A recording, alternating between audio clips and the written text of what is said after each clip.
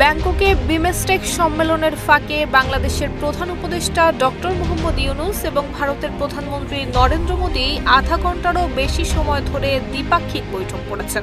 বৈঠকে বাংলাদেশের পক্ষ থেকে শেখ হাসিনাকে ফেরত আনা সহ বিভিন্ন স্বার্থ সংশ্লিষ্ট বিষয়ে তুলে ধরা হয়। এই তথ্য নিশ্চিত করেছেন প্রধান উপদেষ্টার প্রেস সচিব শফিকুল আলম।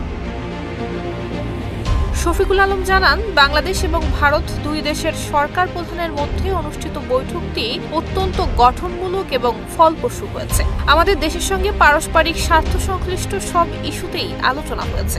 প্রেস সচিব বলেন, শেখ হাসিনার প্রত্যর্পণ এবং ভারতে বসে তিনি উস্কানিমূলক বক্তব্য দিচ্ছেন, এসব বিষয়ে বৈঠকে তুলে ধরা হয়েছে।